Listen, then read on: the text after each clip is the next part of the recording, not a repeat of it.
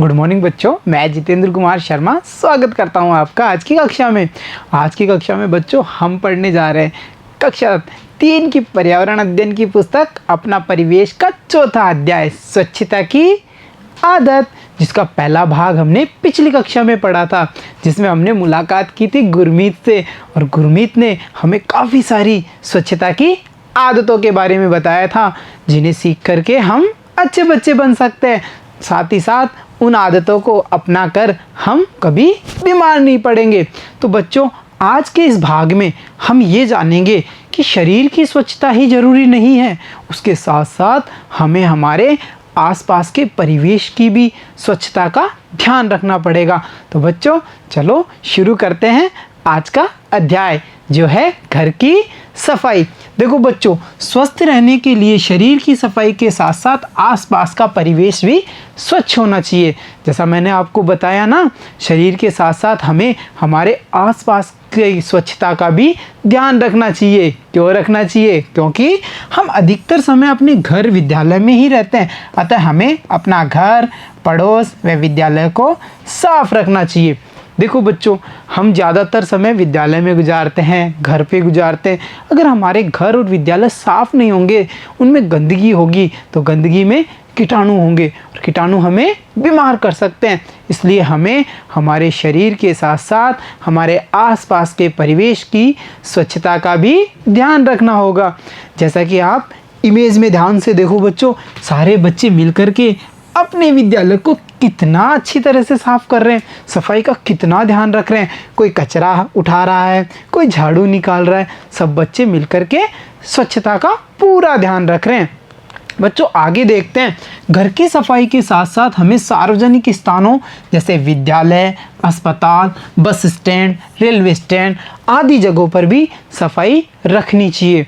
प्यारे बच्चों, आपको पता है सार्वजनिक स्थान जो सरकार की संपत्ति होते हैं, जिनका हम उपयोग करते हैं, पर आपने देखा होगा ना, कुछ लोग यहाँ सार्वजनिक स्थानों पर सफाई का बिल्कुल ध्यान नहीं रखते। हमने कई बार देखा है रेलवे स्टेशन पे लोग चिप्स कुरकुरे खा के उनके खाली रैपर यहाँ वहाँ बिखेर देते हैं। कुछ लोग इधर उधर केले के छिलके, ये सब गंदगियाँ, खाली पानी की बोतलें, ये सब फैला देते हैं, जो अच्छी बात नहीं है। इनसे हमारे सार्वजनिक स्थानों में गंदगी फैलती है और वहाँ फैली हुई गंदगी से बीमारियाँ पनपने लगती हैं। इसलिए हमें हमारे घर के साथ साथ सार्वजनिक स्थानों पर भी स्वच्छता का ध्यान रखना चाहिए और कचरे को सदैव कूड़ेदान में डालना चाहिए। देखो बच्चों, जैसा कि मैंने बताया ना, लोग इधर उधर कचरा फैला देते हैं, वो अच्छी बात नहीं है। इमेज में देखो, आपको कूड़ेदान दिख रहे हैं ना बच्चों, ध्यान से देखो। अच्छा बच्चों, यहाँ देखो, दो अलग अलग रंगों के कूड़ेदान क्यों हैं? देखो, एक है ब्लू कलर का, एक है ग्रीन कलर का। तो आपने सोचा ये दो अलग अलग कलर के क्यों हैं? तो ध्यान से देखोगे तो यहाँ पे लिखा हुआ दिख रहा है सूखा कचरा, गीला कचरा। एक कूड़ेदान में हमें गीला कचरा डालना है और एक कूड़ेदान में सूखा कचरा। अब सूखा कचरा कौन सा और गीला कचरा कौन सा?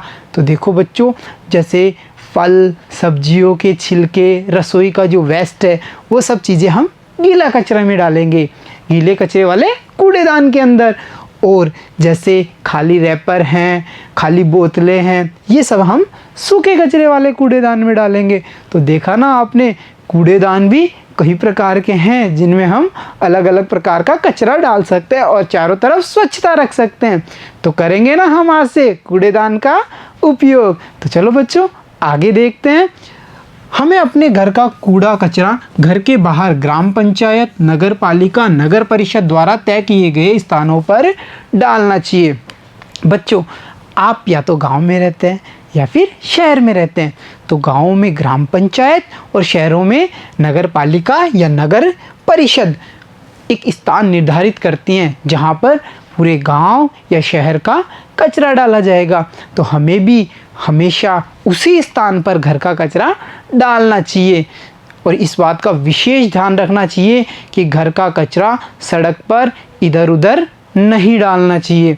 आगे देखो बच्चों, कचरा इधर उधर फेंकने से गंदगी होती है, वह बीमारियां फैलती है। ये मैंने आपको पहले बताया था, कचरा यहाँ वहाँ डालने से गंदगी फैलती है और गंदगी में कौन, बीमारियों वाले कीटाणु पैदा हो जाते हैं जो हमें बीमार करते हैं।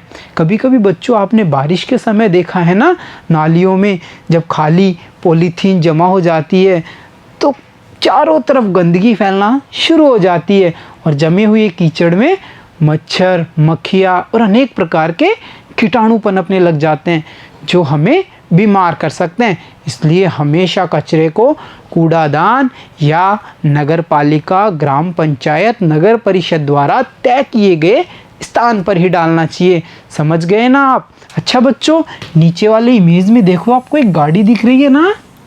आप में से कई बच्चों ने देखी होगी ना, ये गाड़ी आती है ना, ये गाड़ी कचरा वाली गाड़ी। तो हमें जब भी कचरा वाली गाड़ी हमारे घर के बाहर आती है तो हमें हमारे घर का कचरा कचरे वाली गाड़ी में डाल देना चाहिए। तो देखा आपने कचरे का निस्तारण कितना आसान तरीका है। तो आज से अपनाएंगे ना आप भी स्वच्छता की ये सारी आदतें। तो बच्चों, पाठ में इतना सीखने के बाद में आप और हम मिलकर के कुछ अभ्यास प्रश्नों को हल करते हैं। तो शुरू करते हैं आज के सोचिए और लिखिए। देखो बच्चों, आपके घर में रोजाना झाड़ू कौन लगाता है?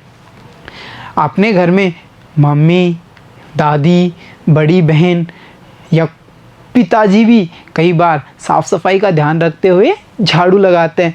तो आप भी यहाँ पे बताएंगे कि आपके घर में रोजाना झाड़ू कौन लगाता है। अगला प्रश्न है बच्चों हमारा, किस त्योहार पर आपके पूरे घर की साफ सफाई होती है? देखो बच्चों, जब भी त्योहार आते हैं, होली, दिवाली, दशहरा, ईद, इन सारे त्योहारों पर परिवार के सारे लोग घर की साफ सफाई करते हैं। तो आपको यहाँ बताना है कि इनमें से किस त्योहार पर आपके पूरे घर की सफाई की जाती है, उसका नाम यहाँ लिखना है। तो बच्चों, अब बढ़ते हैं अगले प्रश्न पे। और अगला प्रश्न है, आपका घर साफ रहे इसके लिए आप घर में क्या मदद करते हैं? बच्चों, मेरा घर साफ रहे इसके लिए मैं घर में हमेशा इस बात का ध्यान रखता हूँ कि खाली कागज़, फलों के छिलके या जो भी कचरा है उसको मैं हमेशा कचरेदान या कूड़ा पात्र में ही डालता हूँ। अब आप अपने घर में किन किन बातों का ध्यान रखते हैं और अपने घर वालों की कैसे मदद करते हैं उसके बारे में आप यहाँ पे बताएंगे। अगला प्रश्न बच्चों जो हमारे सामने है, आपके घर का कूड़ा कचरा कहाँ फेंका जाता है? बच्चों, जैसा कि मैंने बताया था, ग्राम पंचायत, नगर पालिका, नगर परिषद द्वारा निर्धारित स्थानों पे या फिर कूड़ेदान में, नहीं तो कचरे वाली गाड़ी के अंदर। तो आपको यहाँ बताना है कि आपके जो घर का कचरा है वो कहाँ फेंका जाता है। तो बताएंगे ना आप सब? तो देखा बच्चों आपने, हमने आज घर की सफाई में कितनी सारी बातों का ज्ञान प्राप्त किया है। साथ ही साथ हमने ये भी जाना कि कचरे का निस्तारण कैसे किया जाता है। घर, विद्यालय और सार्वजनिक स्थानों की साफ सफाई के बारे में भी हमने जाना है। तो आज से हम सब मिलकर के घर की और अपने आसपास के सारे परिवेश की स्वच्छता का ध्यान रखेंगे और सबसे बड़ी बात, कूड़ा हमेशा कूड़ादान में डालेंगे। तो देखा बच्चों आपने, हमने कितना कुछ सीखा है। इन्हीं बातों के साथ मिलता हूँ फिर आपसे अगली कक्षा में। तब तक के लिए धन्यवाद।